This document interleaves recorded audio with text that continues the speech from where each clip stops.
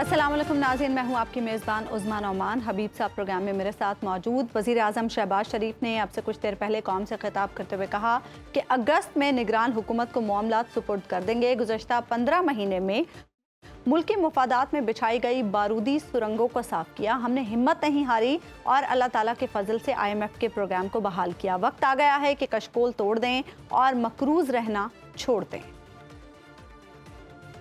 अप्रैल 2022 को आपने जो जिम्मेदारी मुझे बतौर वजीर आजम सौंपी थी, मुल्क की भलाई, आपकी खैरखाई और खिदमत की ये मुकद्दस अमानत अगस्त 2023 को हम निगरान हुकूमत के सुपुर्द कर देंगे। महज 15 माह में हमने 4 साल की बर्बादियों का हत्तुल मकदूर मलबा साफ किया। पाकिस्तान के मफादात की राह में बिछाई गई बारूदी सुरंगें साफ की। हमने रियासत बचाने के लिए अपनी सियासत की कुर्बानी दी। वोट बैंक की फिक्र नहीं की, मगर स्टेट बैंक में मुसलसल इजाफे की फिक्र की। हमने हिम्मत नहीं हारी और खुदा के फजल से IMF का प्रोग्राम बहाल किया, जिसके बाद अब पाकिस्तान के डिफॉल्ट का खतरा और उनकी नापाक ख्वाहिश दोनों मट्टी में मिल चुकी है। हमारे सामने एक ही रास्ता है, कशकोल तोड़ दें, मकरूज रहना छोड़ दें, मोहताजी की जंजीरें तोड़ दें। दूसरी तरफ IMF के एग्जीक्यूटिव बोर्ड ने गुज़श्ता रोज़ पाकिस्तान के लिए $3 अरब के कर्ज प्रोग्राम की मंजूरी दे दी, जिसके बाद पाकिस्तान को आज $1 अरब 20 करोड़ की पहली किस्त मिल गई है, जबकि बकिया $1.8 अरब की 2 इकसात फराहम की जाएंगी। IMF की मैनेजिंग डायरेक्टर का यह कहना था कि पाकिस्तान को इस प्रोग्राम पर पूरी तरह से अमल दरामद करना होगा। आलमी मालियाती फंड ने माली साल 2023 और 24 में पाकिस्तान की मुआशी शरह नमू 2.5% रहने की पेश गोई भी की है। स्टैंड बाय मुआहदे के मईशत के लिए एक के बाद एक अच्छी खबर आ रही है। सऊदी अरब के $2 अरब के बाद UAE ने भी $1 अरब स्टेट बैंक ऑफ पाकिस्तान में जमा करा दिए हैं। मुआशी उफक पर हालिया पेशरफ्त से सरमायाकारों का एतमाद भी बढ़ा है और मालियाती रेट्स में भी बेहतरी आ रही है। सवाल यह है कि क्या ये बेहतरी मुस्तकिल तौर पर ही रहेगी? क्या IMF प्रोग्राम बैरूनी अदायगियों में तवाज़ुन ला सकेगा? हबीब साहब, आपसे गुफ्तगू का आगाज़ मैं करूँगी वज़ीर आज़म साहब की स्पीच से। वज़ीर आज़म साहब कह रहे हैं कि सिविल और अस्करी क़यादत की शबाना रोज़ मेहनत के बाद आज हम इस मकाम पर पहुँचे हैं कि IMF प्रोग्राम भी हमें मिला है और हमें मौका मिल रहा है कि हम आगे की अपनी सूरत हाल को बेहतर बना सकें। इसके साथ साथ वो ये भी कह रहे हैं कि हमने बारूदी सुरंगों को भी साफ़ किया है। सबसे पहले तो ये है कि वज़ीर आज़म का आप ये अलविदाई खिताब समझें, क्योंकि इसके बाद ज़ाहिर बहुत तेज़ी से दिन गुजरते हैं और इक़्तिदार के आखिरी दिन तो बहुत ही तेज़ी से गुजरते हैं। तो इसमें एक तसल्ली ये हो गई कि कम से कम ये हुकूमत जो है आइंदा कुछ दिनों में ये चली जाएगी। अगस्त में मामला अच्छा, अब ये बारूदी सुरंग बिछाना या हटाना ये एक ऐसा मामला है जिसके ऊपर आपकी राय कुछ हो सकती है, मेरी राय कुछ हो सकती है। मैं ये समझता हूँ कि पाकिस्तान की मईशत के अंदर जितनी बारूदी सुरंगें ये पिछले 18 महीने में लगाई गई हैं, ये अगले कई साल हमें साफ़ करना पड़ेंगी। और हमारी जिस तरह से हमने अपनी इकोनॉमी को तबाह किया है, ये इसको इकोनॉमी कहना ही गलत है, ये डायनामिक्स है, ये डार साहब की बनाई हुई इकोनॉमी है, जिसकी वजह से हमने अपने पूरे का पूरे सिस्टम को रोक दिया। हमारे कारखाने बंद हो गए, हमारे यहाँ बेरोजगारी में इजाफा हुआ, हमारे यहाँ महंगाई जो है। वज़ीर आज़म साहब तो कह रहे हैं कि 4 साल की बर्बादी का मलबा हमने साफ किया। वज़ीर आज़म साहब तो कुछ भी कह सकते हैं। वज़ीर आज़म साहब तो कुछ भी कह सकते हैं ना। अच्छा। तो फिर अब आप देखिए कि 178 रुपए पे डॉलर इन्होंने लिया और अब हमें आज 277-78 रुपए पे है। तो गोया 100 और बीच में 300 रुपए तक गए और IMF के प्रोग्राम के बाद। तो लिहाजा जितनी नालायकियों का इर्तिकाब पिछले ये इस अरसे में हुआ है, अप्रैल 2022 से ऑनवर्ड, मैं समझता हूँ कि ये पाकिस्तान की तारीख में मुख्तसर तरीन अरसे की सबसे ज़्यादा नालायकियाँ हैं अगर गिनी जाएंगी तो ये वो समेटने वाली हुकूमत है। दूसरी बात यह है कि जहाँ तक इन्होंने आज बात की शहबाज शरीफ साहब ने कि हमारी अस्करी क़यादत का इसमें बड़ा किरदार है, अगर आप इस फैक्टर को इक्वेशन एक ही है, मैं आपको एक ही इक्वेशन में सिर्फ मैं नाम बदल देता हूँ। आप ज़रा 2018 में चले जाइए, चेयरमैन तहरीक इंसाफ थे वज़ीर आज़म, असद उमर साहब थे वज़ीर ख़ज़ाना और इक्वेशन थी हमारी उस वक्त भी आर्मी चीफ उस वक्त के जनरल बाजवा साहब। मैं उस वक्त जिस टीवी के लिए काम करता था, मैंने जब IMF का प्रोग्राम हुआ, बाहर से हमारे पास कुछ पैसे आए जैसे आजकल आए हैं, तो मैंने उस वक्त कहा कि ये जनरल बाजवा साहब का बहुत ही अहम किरदार है इसमें, जनरल कमर जावेद बाजवा का, कि इन्होंने सऊदीज़ और हमारे UAE के दोस्तों को और चीन के साथ इन्होंने एक बेहतर रिलेशनिंग की है, जिसके नतीजे में हमारे पास कुछ पैसे आए और IMF का प्रोग्राम हुआ। तो उस वक्त के जो पाकिस्तान तहरीक इंसाफ के कुछ लोग थे, उन्हें बड़ा गुस्सा आया इस बात पे। उन्होंने कहा कि ये तुमने क्या कहा। मैंने कहा अच्छा ये बताएं क्या ये खिलाफ हकीकत है? देखिए हमारी, और फिर जनरल आसिम मुनीर, आज की क्वेश्चन में जनरल आसिम मुनीर, देखिए हमारी फौज के अंदर ये बात बड़े मैं इसको महसूस कर रहा हूँ 2015-16 से ऑनवर्ड, कि हमारी फौज के अंदर पाकिस्तान की मईशत की जो तफहीम है वो बड़ी बेहतर हुई है, और हर गुजरते दिन के साथ वो बेहतर होती चली जा रही है। और आज की इक्वेशन में भी, आज भी जो हमारे पास बैंकों में हमारे स्टेट बैंक में पैसे आए हैं, और आज भी जो IMF का प्रोग्राम आया है, उसमें हमारे फौज का और बिलखुसूस जनरल आसिम मुनीर का बहुत ही अहम किरदार। और जहाँ तक इस हुकूमत का ताल्लुक है, और इस हुकूमत का तो खुद आप IMF की प्रेस रिलीज उठा के देख लीजिए, उसमें जहाँ सैलाब का जिक्र है कि सैलाब ने तबाही मचाई और दीगर अवामिल ने तबाही मचाई, उसके साथ ये लिखा है कि पॉलिसी मिसस्टेप्स, यानी हुकूमती मुआशी टीम की नालायकियां हैं जिसकी वजह से हम ये सब भुगत रहे हैं। ठीक है, इसी सारी सूरत हाल पर बात करने के लिए हमारे साथ प्रोग्राम में मौजूद हैं माहिर मुआशी उमूर नदीमुल हक साहब। नदीमुल हक साहब, IMF प्रोग्राम भी हमें मिल गया, पहली किस्त भी हमें आज मिल गई, अब इम्तिहान हमारा कहाँ कहाँ है? बहुत लंबा इम्तिहान है जी। देखिए, एक रेगिस्तान में बंदा अगर चंद सालों के लिए घूम जाए, उसके हालात बहुत ख़राब हो जाए, उसको ज़रा सा पानी पिला दो तो बड़ा खुश हो जाएगा। तो ये तो ज़रा सा भी हमें एक घूंट पानी मिला है। हमारे मसले बहुत ज़्यादा हैं, बहुत ज़्यादा हैं, उनको ठीक करना है। पहली चीज़ तो आप एक DC-9 जहाज़ की तरह इकोनॉमी को चला रहे हैं। जो DC-9 100 साल पुराना जहाज़ था, आजकल ज़माना है बहुत बड़े बड़े डिफरेंट जहाज़ों का। हमें अपना सिस्टम को तब्दील करना है। ये पुराना सिस्टम, मैं बार बार कहता हूँ, ये नहीं चल सकता। आपका कॉलोनियल राज जो है, ये DC वाला निज़ाम, ये सेक्रेटरी वाला निज़ाम और ये जजों वाला निज़ाम, ये हम आपको बदलना पड़ेगा, मॉडर्नाइज करना पड़ेगा। अब ये आपकी हुकूमत में कोई फीते वाली फाइलों के अलावा कुछ नहीं इस्तेमाल करता, कंप्यूटर भी नहीं इस्तेमाल होता, डेटा भी नहीं इस्तेमाल होता। ये हमें सीखना पड़ेगा। फिर दुनिया के साथ हमें समझौते करने पड़ेंगे। दुनिया से हम अलग होकर नहीं रह सकते। अभी हम दुनिया से बहुत अलग हो गए हैं। हमारे पोर्ट सारी बैंड हैं तकरीबन, बहुत मुश्किल से थोड़ी बहुत खुल रही हैं। अब देखते हैं कब। मुझे याद है जब मैं बच्चा था तो हमें एक कॉमिक बुक, एक टाइम मैगजीन लेने के लिए हमें डॉलर नहीं मिलता था। वही सूरत हाल हो रही है। तो नॉर्मलाइज तब होगी जिस दिन हम सब डॉलर खरीद सकेंगे, जिस दिन हम सब जो चीज़ें हमें चाहिए मंगवा सकेंगे, और जिस दिन हम बाकायदा एक्सपोर्ट कर सकेंगे। आपने गाड़ियों बनाया हुआ है जिसके अंदर एक गाड़ी आप एक्सपोर्ट नहीं करते। आपने फर्टिलाइजर बनाया जिसमें कोई एक्सपोर्ट नहीं करते। आप सारी इंपोर्ट सब्स्टिट्यूशन के ऊपर काम कर रहे हैं। आप कोशिश ही नहीं करते एक्सपोर्ट करने की। सारी आपकी इंडस्ट्री लोकली काम कर रही है, बाहर कोई नहीं कर रही। नंबर 2, आपके डॉक्टर साहब ये बताइएगा कि ये जो आपने कहा ये तो बिल्कुल बड़ा ज़रूरी है और बड़ा इम्पोर्टेंट है। अगर हम जो स्टैंड बाई अरेंजमेंट है, इसकी जो प्रेस रिलीज में देख रहा था, इसमें बुनियादी तौर पर 4 बातें कही गई हैं। सबसे पहली बात तो एक ये की गई है कि आपने जो बजट बनाया है, यानी पाकिस्तान ने 2023-24 का, इस पे पूरी तरह अमल दरामद हो। ऑन द अदर हैंड देख रहे हैं कि हमारे प्राइम मिनिस्टर साहब ब्रिक एंड मॉर्टर में पड़ गए हैं। अभी फिर कभी फलां जगह फ्लाईओवर का वो इफ्तिताह कर रहे हैं, किसी जगह वो कुछ बना रहे हैं, किसी जगह कुछ बना रहे हैं। तो क्या ये हमारे बजट के साथ मैच करती हैं ये चीज़ें? देखिए जी, बजट में तो उन्होंने बहुत सारे पैसे डाले हुए, 1 ट्रिलियन रुपीस डाले हुए हैं फॉर PSTP। बल्कि अगर प्रोविंस को मिला लें तकरीबन 2.5 ट्रिलियन रुपया है PSTP के लिए। तो यस, ये तो हो सकता है। पर देखिए, बजट बड़ी छोटी चीज़ है। हमें, हमारे मसले बहुत बड़े हैं। 9 महीने के बाद एक और प्रोग्राम आएगा और शायद उसके बाद एक और प्रोग्राम आएगा, क्योंकि हमारे मसले बहुत गहरे हैं। एक तो ये आपने जो बात कही बिल्कुल ठीक है, हमें ब्रिक एंड मोटर से हटना पड़ेगा। इस पे मैं 5-10 साल से किताबें लिख रहा हूँ कि ब्रिक एंड मोटर से हट जाए भाई, छोड़ दे, पुरानी बात होगी। कितनी सड़कें बनानी है हमने, हमारे पास बहुत सड़कें हैं, हमारे पास बहुत फ्लाईओवर्स हैं, इन चीज़ों को आप छोड़ दें। खैर, एक तो वो बात है।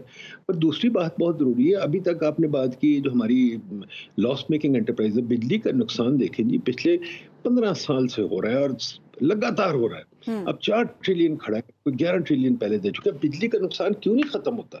ये क्या बहुत मुश्किल बात है। तो प्रोफेशनल को दे देंगे, हुकूमत छोड़ दे ये निज़ाम, प्रोफेशनल ठीक कर लेंगे। रेलवे का निज़ाम आपका बेड़ा गर्क है, आपका पीआईए का निज़ाम बेड़ा गर्क है। देखिए, हम सिस्टम बनाने वाले लोग नहीं है। निज़ाम चलता है वहाँ चलता है जहाँ पॉलिटिक्स निज़ाम में ना है। हमारा मसला ये हबीब साहब, हम पॉलिटिक्स हर जगह डाल देते हैं, हर अपॉइंटमेंट। तो और दूसरी चीज जो बहुत बड़ी चीज है, जो आप प्लीज गौर करिए, हमारे वर्क एथिक क्या है। हमारा वर्क एथिक ये हबीब साहब, पंक्चुअलिटी में तो हम बिलीव ही नहीं करते।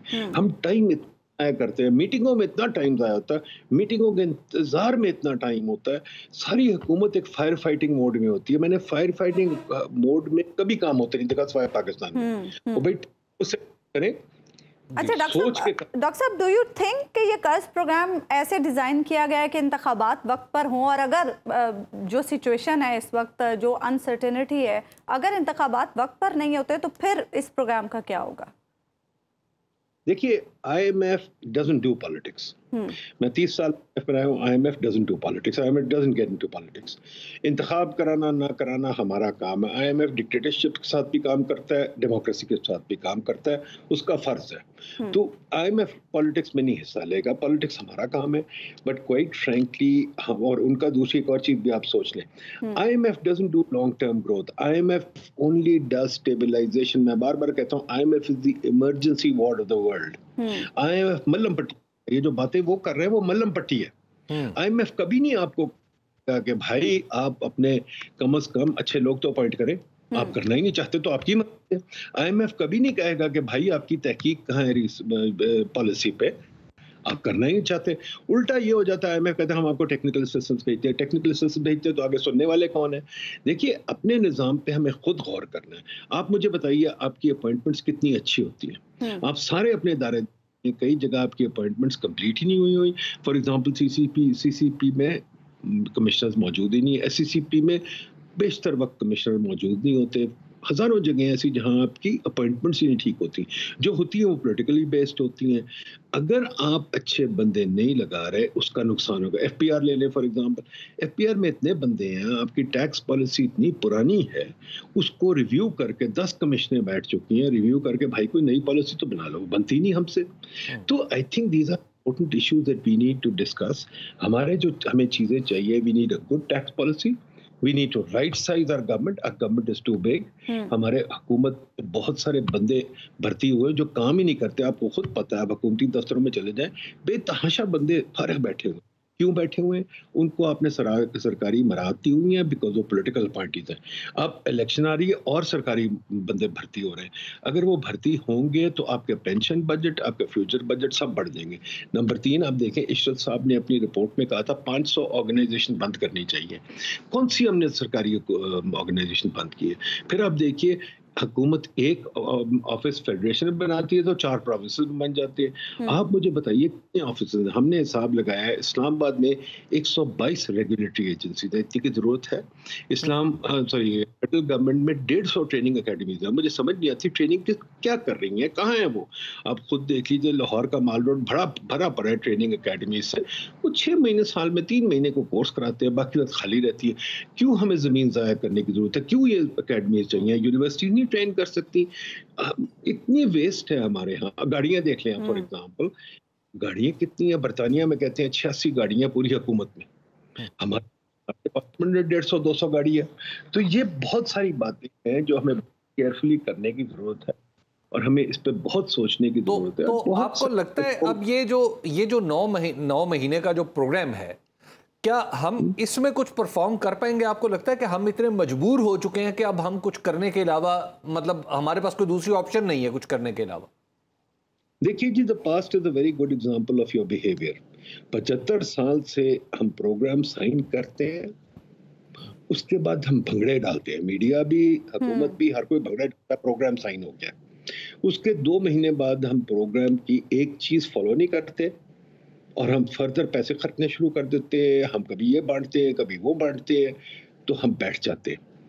और इसी तरह हमारी इकोनॉमी में फॉर एग्जांपल एक सबसे बड़ी बात हबीब साहब ये है, हमारी इकोनॉमी में इन्वेस्टमेंट हो ही नहीं रही। अब मैं हैरान होता हूँ, हमारी इकोनॉमी में इन्वेस्टमेंट जो है इस सब ये बजट डॉक्यूमेंट्स कहते हैं 13% ऑफ जीडीपी है। 13% ऑफ जीडीपी तो ना होने के बराबर है। हम लोकल इन्वेस्टर कहते हैं भाई तू इन्वेस्ट ना कर, फॉरेन इन्वेस्टर के पीछे भागते हैं। हम कहते हैं फॉरेन इन्वेस्टर आ जाए तो भाई लोकल इन्वेस्टमेंट से हुकूमत बनती है, फॉरेन इन्वेस्टमेंट से कुछ नहीं बनता। आप अगर चीन को देख लें, चीन की फॉरेन इन्वेस्टमेंट आती है, चीन में बहुत फॉरेन इन्वेस्टमेंट आती है, बट चीन में domestic investment drives growth. Domestic investment is the most important thing that drives growth. हमारा ख्याल है कि डोमेस्टिक इन्वेस्टमेंट बंद कर दें और फॉरेन इन्वेस्टमेंट पे काम चले, ये नहीं हो सकता। हमने हिसाब लगाया फॉरेन इन्वेस्टमेंट क्यों नहीं होती, क्योंकि देखिए आप कोई काम करना है आपको 1000 परमिशनें लेनी है। इंडिया ने परमिशनें 1991 में खत्म कर दी थी, हमारे यहाँ परमिशनें बढ़ती जाती हैं। हमारे यहाँ हमने हिसाब लगाया, हमारी स्लज का डॉक्यूमेंट अगर आप देखें कि 45% जीडीपी का नुकसान है परमिशंस। एक बंदा काम लगता है उससे परमिशन के निजाम में आप डाल देते हैं, फिर उसको डॉक्यूमेंटेशन के निजाम में डाल देते हैं, फिर 10,000 बंदे उस पास हफ्ते के तकरीबन 4-5 बंदे आ जाते हैं पैसे लेने के लिए, भाई ये ठीक करेगी भाई ये। डॉक्टर साहब, एक बड़ी बात होती है कि आईएमएफ के प्रोग्राम के बाद एक महंगाई का भी तूफान आता है। क्या अब भी आप फोर्सी कर रहे हैं, जैसे आईएमएफ ने कहा है कि जनाब अपना फॉरेन एक्सचेंज जो है उसको मार्केट बेस्ड करें और अपना इंटरेस्ट रेट भी उन्होंने कहा टाइट मॉनेटरी पॉलिसी रखें, यानी इंटरेस्ट रेट भी बढ़ने के इम्कानात हैं। तो आपके ख्याल में महंगाई अभी आनी है मजीद? नहीं जी, देखिए आईएमएफ प्रोग्राम से तो महंगाई गिरती है, आती नहीं महंगाई। आईएमएफ प्रोग्राम से इस पे बहुत सारी स्टडीज की हैं, मेरी भी मौजूद है कि आईएमएफ प्रोग्राम महंगाई को जरूर खत्म करती है, पर आईएमएफ प्रोग्राम एक चीज उसके साथ और लाती है, वो जीडीपी ग्रोथ को डाउन करती है, अनएम्प्लॉयमेंट को बढ़ाती है। तो सबसे बड़ा प्रॉब्लम आईएमएफ का ये होता है। बाकी महंगाई को कम कंट्रोल करने के तरीके दो ही हैं। एक तो आप मॉनेटरी ग्रोथ को गिराएं, और वो मॉनेटरी ग्रोथ को गिराने के लिए इंटरेस्ट रेट बढ़ाएं, तो वो तो उन्होंने दोनों काम कर दिए। अगर एक्सचेंज रेट की बात करें तो हबीब साहब हमने इस पे स्टडी की हुई है, मौजूद है, वेबसाइट पे देख लें कि एक्सचेंज रेट डिप्रिसिएशन, जब एक्सचेंज रेट गिरती है तो उससे यस इन्फ्लेशन आती है, पर इतनी भी ज्यादा इन्फ्लेशन नहीं आती। हमने हिसाब लगाया 20 से 25% इन्फ्लेशन बढ़ती है। अगर लेट्स से अगर एक्सचेंज रेट 10% डिप्रिशिएट की है, ठीक है, 10% डिवैल्यू हुई है, तो आपकी इन्फ्लेशन जो है सिर्फ 2.5% बढ़नी चाहिए, ज्यादा नहीं, ठीक है। तो इसलिए ये जरूरी नहीं कि वो है। दूसरी चीज ये कि हमें एक्सचेंज रेट मार्केट बेस्ड करना, कोई इसमें ये तो बड़ी सिंपल बात है और बहुत जरूरी बात है। दुनिया का एक्सपीरियंस है इस पे, देखें अमेरिका भी सीख चुका है, बरतानिया भी सीख चुका है, जापान भी पैसे जाया करते सीख चुका है, पूरी दुनिया ईस्ट एशियन क्राइसिस 2008 1000 क्राइसिस हैं। इस पर किताब लिखी हुई है, मेरी दोस्त कार्मेन राइनर ने पूरी किताब लिखी हुई है कि एक्सचेंज रेट को ना छेड़ें। एक्सचेंज रेट को जो भी छेड़ता है वो मार खाता है। अच्छा डॉक्टर साहब, आप क्या समझते हैं इस सारे पीरियड में गवर्नर स्टेट बैंक का रोल कितना इंपॉर्टेंट होगा? स्टेट बैंक को कितनी जिम्मेदारी का मुजाहरा करना होगा? देखिए जी, स्टेट बैंक की दो जिम्मेदारियां हैं जो बहुत जरूरी हैं और बहुत इंपॉर्टेंट है, और स्टेट बैंक दोनों जिम्मेदारियां क्या कहते हैं कभी कभी ठीक नहीं निभाता। एक तो है कि वो अब इंडिपेंडेंट है, हुकूमत के चेक्स मत साइन करे और मॉनेटरी सप्लाई को टोटली कंट्रोल करे। हुकूमत को अगर गिवन करना है, चेक साइन करने हैं, तो वो उसकी गलती है। दूसरी चीज जो इनकी बहुत जरूरी है वो ये कि एक्सचेंज रेट में अपने रिजर्व ना लूज करें। उनके पास जो रिजर्व है वो शूम की तरह उसको लेके बैठ जाए, उसको ना लूज करें। यानी कि अगर बल्कि इस वक्त मेरा तो ख्याल उनको रिजर्व बढ़ा लेने चाहिए, मार्केट से एक्सचेंज खरीदे और एक्सचेंज खरीदे। और तीसरी चीज जो बहुत जरूरी है, जो सेंट्रल बैंक बहुत मेरा ख्याल अच्छी तरह नहीं करता, कि कंपेटिटिव बैंकिंग सिस्टम बनाए। हमारा बैंकिंग सिस्टम बड़ा मफलूज है इन द सेंस कि ना कंपटीशन होती है ना कुछ, वो एक डेड सा बैंकिंग सिस्टम बैठा हुआ है जो सिर्फ पैसे बनाता रहता है हुकूमत को लैंड करके, ठीक है। नॉन बैंक सेक्टर को सेंट्रल बैंक ने खत्म कर दिया। नॉन बैंक सेक्टर जो आपके मुदारबे थे, जो आपकी कोऑपरेटिव्स है, उनको खत्म कर दिया। मेरा ख्याल अब नॉन बैंक सेक्टर्स या स्मॉल बैंकिंग सेक्टर को बनाने की जरूरत है।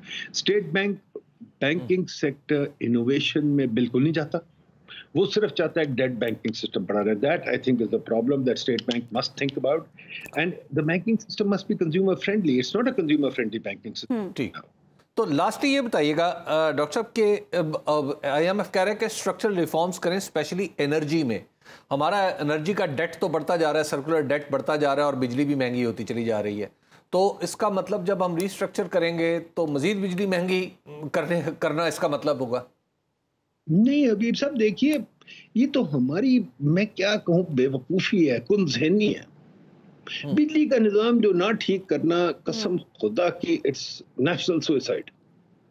बिजली का निज़ाम is what makes a country grow. Energy क्या है जी हबीब साहब, you and are energy, whatever we are doing is energy. तो एनर्जी का निज़ाम हम ठीक नहीं कर सकते तो कसम खुदा की हमें तो जूते पड़ने चाहिए, गोरे को वापस बुला लो, दे दो उसको। एनर्जी का निज़ाम कितना मुश्किल है, और why should you have the most expensive energy in the world. देखिए हबीब साहब, अगर आपने सिर्फ स्पॉइल्ड लोगों को पालना है, माँ के लाडले जो हैं, जिनको मैं माँ के लाडले कहता हूँ, कि जी और ये आप उसको रोक नहीं सकते। मीटर रीडर उसमें मुलविस है, आप उसको रोक नहीं सकते। फ्री बिजली लोगों को दे रहे हैं, आप उसको रोक नहीं सकते। आपकी बिजली मन होता है तो आप उसको रोक नहीं सकते। मेरा तो ख्याल है, हमने इस पे किताब भी लिखी हुई, आपको दे देते हैं, हमने इस पे बड़े मुसद्दे बनाए हुए हैं। बिजली का निज़ाम ठीक करना इतना मुश्किल नहीं है। यस, फॉर एग्जाम्पल एक छोटी सी चीज, अब मोबाइल फोन आप कुछ भी ठीक करना मुश्किल नहीं है, सिर्फ विल की जरूरत है, नियत सब कुछ हो सकता है। बहुत बहुत शुक्रिया डॉक्टर नदीम उल हक साहब, आप प्रोग्राम में हमारे साथ मौजूद थे। एक ब्रेक हम लेंगे यहाँ पे नाज़रीन, और ब्रेक के बाद वापस आएंगे तो हम बात करेंगे गिलगित बल्तिस्तान में नए वजीर आला के इंतखाब की। वेलकम बैक नाज़रीन। तहरीक इंसाफ फॉरवर्ड ब्लॉक के हाजी गुलबर खान गिलगित बल्तिस्तान के वजीर आला बन गए हैं। 33 रुकनी कानून साज असम्बली का खुसूसी इजलास स्पीकर नज़ीर अहमद की सरबराही में शुरू हुआ तो ऐवान में सिर्फ 20 अरकान मौजूद थे, जबकि तहरीक इंसाफ और दीगर जमातों के 11 अरकान ने इजलास का बायकॉट किया। राय शुमारी में वज़ीर आला के वाहिद उम्मीदवार हाजी गुलबर खान को 19 वोट मिले, जिसमें पीपल्स पार्टी और नून लीग के 3-3 और जमीयत उलमा इस्लाम का 1 वोट कास्ट था। नौमुंतखब वज़ीर आला हाजी गुलबर खान ने अपनी कामयाबी के बाद कहा कि उनके इंतखाब में आसिफ अली जरदारी, नवाज शरीफ और मौलाना फजलुर रहमान का अहम किरदार था, जिस पर वो उनके मशकूर हैं। पार्लिमानी जमहूरियत में अक्सरियत के उसूल पर हक के हुक्मरानी मिलता है, लेकिन हमने देखा कि आज़ाद कश्मीर की तारीख आज गिलगित बल्तिस्तान में भी दोहराई गई और तहरीक इंसाफ की अक्सरियत को सियासी तजुर्बेकारों ने अकलियत में बदल दिया। सवाल यह है कि तहरीक इंसाफ ने वज़ीर आला के चुनाव का मैदान खाली क्यों छोड़ा और अक्सरियत में बदलने की आखिर वो कौन सी गिदड़ सिंगी है जो दूसरों के पास तो है लेकिन तहरीक इंसाफ वालों के पास नहीं है। इसी बारे में बात करेंगे तहरीक इंसाफ के रुकने गिलगित बल्तिस्तान असम्बली और कल तक वजीर आला के उम्मीदवार रहने वाले राजा आजम खान साहब प्रोग्राम में हमारे साथ मौजूद हैं। आजम खान साहब, सबसे पहले तो ये बताएं कि आपको चेयरमैन पीटीआई ने नामजद किया, फिर इंतखाब का बायकॉट क्यों किया, पीछे क्यों हटे आप? जी शुक्रिया जी आपका, चैनल का आपने मुझे लाइन पे लिया। ये मैं जब शुरू में मैंने इलेक्शन लड़ा था असेंबली मेंबरशिप का, वो मैं पीटीआई की टिकट से लड़ा। मैं बाद में कुछ हमारे पॉलिसी से मुझे इख्तिलाफ रहा। अच्छा। इस तरह इस दफ़ा मैं जब सीएमशिप के कायद ईवान के इंतखाब में जा रहा था तो हम ख्याल ग्रुप के नाम से हमने एक ग्रुप बनाया था, उसके तहत हमने इलेक्शन कंटेस्ट करना था। और मैं आपको शायद आपके मालूमात में ज़रूर होगा कि 8 जुलाई को मैं अपने पूरे ग्रुप के साथ, जिसमें 19 अरकान शामिल थे, अक्सरियती वोट मैंने हासिल किए थे। मुझे इस अक्सरियती वोट से ज़्यादा इस बात पर फख्र है कि यहाँ बग़ैर फ़िरक़ावाराना एक तासुब के या सुन्नी, इस्माइली, नवाशी, ये 4 फ़िरक़ों ने मुझे अपना मैंडेट दिया था। मुत्तफ़िक़ा तौर पे मुझे कायद ईवान बनाने के लिए उन्होंने आगे कंटेस्ट के लिए मुझे आगे किया और मुझे एतमाद किया। बात तो मुझे इस चीज़ पे फ़ख्र है कि वो मुझे साहब, जब आप पहले आपको यानी आपकी पार्टी की तरफ से उम्मीदवार नामजद किया गया था तो क्या उस वक्त गुलबर खान साहब ने आपकी हमायत की थी या उन्होंने हमायत नहीं की थी आपकी? नहीं, ये हम वो भी हमारे तहरीक इंसाफ में ही शामिल थे और ये अलग फॉरवर्ड ब्लॉक बना के निकल गए थे। और मैं ये हम ख्याल ग्रुप के नाम से हम अलग ग्रुप, ये हमें तहरीक इंसाफ का टिकट होल्डर होने का उससे इनकार नहीं है। हमारे कुछ पॉलिसी से हमने इख्तिलाफ किया था, तो इस तरह हमने अलग इलेक्शन लड़ने का फैसला किया और मैं मैदान में उतरा। तो मैं अभी यही कह रहा था, मुझे जीबी के पूरे जितने अजला हैं, जितने हमारे रीजन हैं, उन सब ने मुझ पर एतमाद किया। मैं इन सब के शुक्रगुजार हूँ उन्होंने मुझे आगे किया था और मैं अपने अक्सरियत के साथ तो राज साहब फिर आप पीछे क्यों हट गए? ये सवाल अपनी जगह पर अभी बरकरार है, आपने जवाब नहीं दिया कि पीछे क्यों हटे आप फिर। मैं यही बता रहा हूँ आपको, एक मैं उसका सूरत हाल बता रहा हूँ क्यों हटा मैं पीछे। अच्छा। तो मैं असेंबली के दरवाजे पे जब मैं 2 जुलाई को पहुंचा था तो दरवाजे लॉक कर दिए, वहाँ पुलिस वालों ने रेड किया, बाकायदा असेंबली हाल में कुत्ते लाए गए और हमें उस जमहूरी प्रोसेस से रोका। ठीक है। जिसकी वजह से मतलब उसके बावजूद भी मैं अपनी जगह पर खड़ा था, लेकिन एक ऐसा बीच में सिलसिला आया कि जो मेरे साथी थे उनको किसी को डरा के, किसी को धमका के एक ऑफिस में ले जाते थे, उनको रात भर रखते थे, उनसे वादे लेते थे, उसमें कसमें दिलवाते थे, एक एक करके उन्होंने इनको अलग कर दिया मुझसे। अच्छा। वो जो प्रोसेस था ये तो गैर जमहूरी है ना जी। हम इसकी मजम्मत के तौर पर हमने कहा कि हम इस प्रोसेस को बाइकाट करते हैं। अच्छा, तो अब ये बताइए कि अब आज के बाद क्या आप असेंबली के बिजनेस में हिस्सा बनेंगे? यानी आप कायदे पे इख्तलाफ भी तो हो सकते हैं। इंतखाब इस ऐवान के इंतखाब से बाइकाट किया है। आगे तो हमने बतौर हाजिर इख्तलाफ कि हमने असेंबली में रहना है, क्योंकि वो मेरा आवाम का मैंडेट है, वो मुझे असेंबली में अपना नुमाइंदगी करते हुए देखना चाहते हैं। वो तो हमने भरपूर तरीके से हाजिर इख्तलाफ किरदार अदा करना है, क्योंकि हमारा इलाका जो है वो इतना बैकवर्ड है, वहाँ हम कोई भी चीज़ उसके मुतामिल नहीं है कि हम अपने इलाके के लिए कोई चीज़ 2 दिन में हम खामोश रह सकें। तो राज साहब ये बताइए कि जो हाजी गुलबर साहब का जो इंतखाब हुआ है, ज़ाहिर वो कायदे ऐवान है, वज़ीर आला है, क्या इसमें खुदा न खास्ता कहीं वोटों की खरीदो फरोख्त तो नहीं हुई? हाजी गुलबर साहब मेरे अच्छे दोस्त हैं जी। ये हमारे हम असेंबली में साथ रहते थे, साथ बैठते थे। ये बहुत सारे इंसान हैं। ये कुछ लोगों के, कुछ हमारे गुर्ब के और कुछ हमारे इदारों के हाथ में फंस गए और उन्होंने इसको अपने मफाद के लिए यूज किया। वरना आज भी मतलब ये इलेक्शन का, ये सियासत का सिलसिला अलग हो जाए, ये आज भी मेरे दोस्त हैं। अच्छा। मुझे उनके उससे नहीं है, लेकिन ये जो प्रोसेस उन्होंने चलाया कि लोगों को ले जाके कुछ हमारे मेंबरों को उन्होंने लाली किया कि आप ये प्रोजेक्ट आपके हल्के में किया जाएगा, कुछ को धमकी, किसी को केस करने का धमकी दिया गया, इस तरह इन्होंने वो मुझसे अलग कर दिए इनको। तो ये जो गैर जमहूरी फैल है, हमने इसके खिलाफ बाइकाट किया है। ठीक है, बहुत बहुत शुक्रिया। राजा आजम खान साहब, आप प्रोग्राम में हमारे साथ मौजूद थे। हबीब साहब, आपसे भी इस मौजू पे मैंने गुफ्तगू करनी है, लेकिन पहले अपने नाज़रीन को मैं कुछ सुनवाना चाहती हूँ, उसके बाद फिर गुफ्तगू करते हैं। खान साहब वो शख्स हैं जिनके ऊपर PMLN की वजारत उज़्मा भी, यानी वज़ीर आज़म के दफ्तर से भी उनके हक में कलमा खैर कहा गया है। और ये कलमा खैर कमर ज़मान कायरा साहब को भी पता है, और फिर चूंकि उनका ताल्लुक ना मुस्लिम लीग नून से है, ना पीपल्स पार्टी से, तो लिहाजा एक मुत्तफिक से उम्मीदवार बन के वो सामने आ जाएगा। ठीक है हबीब साहब, आपने 11 जुलाई को ही बता दिया था कि कलमा खैर गुलबर खान साहब के हक में कह दिया गया, वजह क्या है इस कलमा खैर की? देखिए, जब वहाँ पर एक दफ़ा खालिद खुर्शीद साहब जब नाअहल हो गए तो वो हुकूमत बहुत सी नज़रों में थी। आपको याद होगा, इसी प्रोग्राम में अर्ज़ किया था कि कश्मीर और गिलगित बल्तिस्तान की हुकूमतें भी ख़तरे में आ जाएंगी। तो खालिद खुर्शीद साहब ने बहुत ज़्यादा कदम आगे बढ़ा लिए टुवर्ड्स पाकिस्तान तहरीक इंसाफ के चेयरमैन की। तो हुआ ये कि एक आध दफ़ा उन्होंने लाहौर में भी एक वाक़या मुबैना तौर पर पेश आया जिसमें गिलगित बल्तिस्तान पुलिस के लोग शामिल थे एक तरफ, और एक तरफ पंजाब के थे। अगरचे वो बहुत नाखुशगवार या गैर मामूली वाक़या नहीं था, लेकिन बहरहाल मौजूदगी एक ऐसी जगह थी और तासुर ये था कि शायद आमने सामने आ गए। हालांकि आमने सामने ऐसा नहीं था कि खुदा न खास्ता किसी ने हथियार तान लिए थे।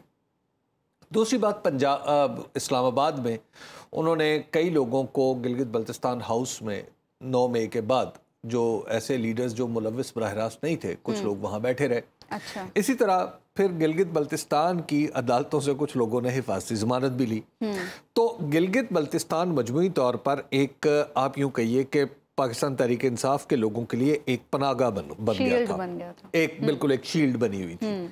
तो वहाँ पर लोग एक तो ये भी सिस्टम के अंदर खालिद खुर्शीद साहब के बारे में ये तासुर था कि खालिद साहब जो अपना रियासती ओहदा अपने सियासी ओहदे के लिए, अपने सियासी मामलात के लिए बहुत ज़्यादा इस्तेमाल कर रहे हैं। हालांकि पाकिस्तान के तनाजुर में कोई गैर मामूली बात नहीं है, लेकिन बहरहाल तो एक तो ये मसला पैदा हो गया। दूसरा ये हुआ कि जब 9 मई के बाद जो तब्दीलियाँ आई हालात में, आप देख रहे हैं कि फिर बहुत सारे लोगों ने पार्टी छोड़ दी। तो गिलगित बल्तिस्तान कैसे महफूज रह सकता था इस वबा से? तो वहाँ पर भी लोगों ने पार्टी छोड़ दी, और पार्टी छोड़ के ये समझा, जैसे आज़म खान साहब भी कह रहे थे कि ये समझा गया कि अगर हम तहरीक इंसाफ से लाताल्लुकी का ऐलान कर देंगे तो शायद हमारा रास्ता कुछ हमवार हो जाए। लेकिन उन्होंने कुछ देर कर दी, और उस वक्त तक गुलबर साहब का नाम जो था वो फाइनल हो चुका था। और गुलबर साहब बड़े नहायत अच्छे आदमी हैं, बड़े दिलचस्प आदमी हैं, बहुत ज़्यादा तालीम याफ्ता नहीं है। यानी अगर आप उनसे कंपैरिजन, यानी उनका ये तालीम के हवाले से नहीं किया जा सकता, लेकिन तजुर्बे के हवाले से ज़रूर किया जा सकता है। तो उनका इंतखाब क्या तजुर्बे की बुनियाद पर किया गया या कोई और भी फैक्टर्स हैं? हमेशा जब कोई मखलूत हुकूमत बनती है, या जिस तरह की ये गिलगित बल्तिस्तान में बनी, या जैसे इससे पहले AJK में बनी, तो हमेशा कमज़ोर तरीन शख्स का इंतखाब किया जाता है, ताकि कमज़ोर तरीन शख्स जो है उसको उससे अपनी मर्जी के काम करवाए जा सकते हैं। तो गुलबर खान साहब का भी यही, आप उनको यही समझिए कि गुलबर साहब जो हैं वो, उनके बारे में बिल्कुल ये तवक्को नहीं थे कि वन फाइन मॉर्निंग ये CM हो जाएंगे। तो अब चूंकि मामला ये था कि आपको मैंने पहले भी अर्ज़ किया था कि गिलगित बल्तिस्तान में 3 रीजन्स हैं, 3 पॉलिटिकल रीजन्स हैं, और 3 ही आप उन्हें कह लीजिए कि मसलकी, सारे भाई हैं, एक दूसरे के साथ बड़ा अच्छा रहते हैं, लेकिन बहरहाल वो मसलकी शनाख्त पे थोड़ा इसरार वहाँ पे ज़्यादा है। तो इस दफ़ा जो वज़ीर आला था वो था द्यामिर डिवीजन से, यानी चिलास से, अस्तोर से, या ये खुद हाजी गुलबर खान साहब हमारे प्रोग्राम में भी कह चुके हैं। तो ये एक्चुअली उस रीजनल सेटिंग में भी गुलबर साहब बैठते थे। ठीक है। अच्छा, दूसरी बात ये थी कि अगर PMLN या पीपल्स पार्टी की तरफ से आते तो उनके पास तो बंदे ही 4 और 3 थे, 7 बंदे थे। बाकी बंदे जो थे वो तो आने थे पाकिस्तान तहरीक इंसाफ से। तो पाकिस्तान तहरीक इंसाफ के ज्यादातर लोगों ने उनके ऊपर भरोसा कर दिया। और ये जो हमारे दोस्त बल्तिस्तान से ताल्लुक़ रखने वाले थे, जैसे राजा आज़म साहब हैं, और बल्तिस्तान के लोगों ने वहाँ से जो मुंतखब लोग थे, उनका इसरार था कि उनमें से किसी शख्स को वज़ीर आला बनाया जाए। और मैं समझता हूँ कि राजा साहब को अगर पाकिस्तान तहरीक इंसाफ शायद गुलबर साहब को पहले नॉमिनेट कर देती, तो गुलबर साहब पाकिस्तान तहरीक इंसाफ के ही वज़ीर आला के तौर पर हल्फ उठा लेते। लेकिन उस वक्त जो मेरा ख्याल अंडरस्टैंडिंग नहीं थी, और वैसे भी आप जानती है कि जो गिलगित बल्तिस्तान और AJK के मामलात हैं वो अली अमीन गंडापुर साहब देखा करते थे। तो अली अमीन गंडापुर साहब, आपको पता है कि वो बिल्कुल इस वक्त सरफेस पे नहीं है। इस वजह से इमरान खान साहब को दुरुस्त मशवरा भी शायद इस हवाले से नहीं मिला। ठीक है, एक ब्रेक लेंगे यहाँ पर हम नाज़रीन, और ब्रेक के बाद वापस आएंगे तो सिलसिले को आगे बढ़ाएंगे। वेलकम बैक नाज़रीन। पाकिस्तान में नायाब नस्ल के परिंदों का तवातुर से गैर कानूनी शिकार किया जा रहा है, और ग्रेट इंडियन बस्टर्ड नामी परिंदे भी शिकारियों के निशाने पर आ रहे हैं। पाकिस्तान में इन परिंदों की तादाद 15 थी, जिनमें से एक ग्रेट इंडियन बस्टर्ड को 3 जुलाई और दूसरे को गुज़श्ता रोज़ यानी 12 जुलाई को चोलिस्तान के इलाके में शिकारियों ने निशाना बनाया। महकमा वाइल्ड लाइफ ने गुज़श्ता रोज़ शिकार करने वाले 5 अफराद के खिलाफ अब कानूनी कार्रवाई का आगाज़ कर दिया है। हबीब साहब, ये इन परिंदों का शिकार हुआ कैसे? एक तो ये बात समझ लीजिए कि ये इतनी नायाब नस्ल है कि पाकिस्तान में 13-14 रह गए थे, और जो इंडिया है वहाँ पर 150 के करीब रह गए हैं। यानी 2011 से ऑनवर्ड ये जो परिंदे हैं इनकी तादाद कम होती चली जा रही है। और फिर ये परिंदे की सबसे बड़ी खूबसूरत बात यह है कि ये इस रीजन में उड़ने वाला सबसे भारी परिंदा है। अच्छा। 13-14 किलो वजनी होता है, और आमतौर पर बाज़-औक़ात एक बकरे जितनी जसामत जो है इसकी तकरीबन हो जाती है। अच्छा, और ये उड़ता है? और ये होता है, ये परिंदा पाकिस्तान में होता है अब, और रहता ये चोलिस्तान और थर और इसी के इलाके में है। तो ज़्यादातर ये बहावलपुर में जितने भी हैं पाए जाते हैं। अब वहाँ पे हुआ ये कि 3 तारीख को वो लोग आए और उन्होंने एक परिंदा मार गिराया। और उसके बाद ये हुआ कि कल का वाक़या ये है कि कल फिर वहाँ पे एक गाड़ी आ गई, और उसमें लोगों ने उन्होंने शिकार कर लिया। अच्छा वहाँ पे हमारे जो दुबई के दोस्त हैं, दुबई का जो हुक्मरान खानदान है, दुबई और अबू धाबी का, अबू धाबी वाले बिलखुसूस, उन्होंने वहाँ पर बाकायदा तौर पर इनकी प्रोटेक्शन का बंदोबस्त भी किया, लेकिन बहरहाल वो सरकारी तौर पे तो नहीं है। अब हुआ ये कि वहाँ पर एक नौजवान ने इनको बचाने की कोशिश की जो उन्हीं का मुकर्रर करता था। उस बेचारे वो जख्मी भी हो गया। और फिर आप जरा देखिए कि जो वाइल्ड लाइफ वालों ने कहा तो उसमें इसका नाम नहीं है। क्योंकि ये जुर्म संगीन है ना। इसका नाम शामिल नहीं किया कि जनाब ये शिकार जो था ये एक्चुअली ग्रेट इंडियन बस्टर्ड का शिकार था, जिसे भुक्कड़ कहते हैं मुकाबले ज़ुबान में, हाईलाइट नहीं किया। और उन्होंने उस शख्स का नाम भी नहीं डाला जो बेचारा जो जख्मी भी हुआ था। फिर मुझे बाद में पता चला कि यहाँ पर जो ये मामला हुआ तो इसमें आमिर तलाल गुपांग साहब जो मुजफ्फरगढ़ से पाकिस्तान तहरीक इंसाफ के मुनहरिफ रुकने कौमी असम्बली हैं, वो शायद असरअंदाज होने की कोशिश कर रहे हैं। तो उनसे मैंने बात की, मैंने आमिर साहब से मैंने कहा आमिर साहब आप ये क्या, गुपांग साहब आपके ये रिश्तेदार हैं या आपने सपोर्ट करे? तो उन्होंने इस बात की, अभी ये जो 5 लोग जी शिकार करते हुए, तो उन्होंने बताया कि नहीं भाई मैं बिल्कुल किसी सूरत भी इस तरह के लोगों की सपोर्ट नहीं करता। ऐसे लोगों को सपोर्ट करना भी नहीं देखिए। और फिर और मुझे एक बात बहरहाल मैं शुक्रिया भी अदा करना चाहता हूँ कि सियासत के दिनों में आपने इस खबर की तरफ भी तवज्जो की है। उसकी वजह यह है कि ये हमारा मुश्तरका असासा है। कहीं सियासत की नज़र हो कि हमारी तवज्जो इनसे हटे और अगर चंद दिन बाद पता चले कि कोई फिर इसी तरह डाले पे 4-5 लोग गए थे और सारे ग्रेट इंडियन बस्टर्ड जो है, इंशाल्लाह अब ऐसा नहीं होगा। प्रोग्राम का वाज़ेह मुलाकात होगी इंशाल्लाह अगले हफ्ते। अल्लाह ने के पास।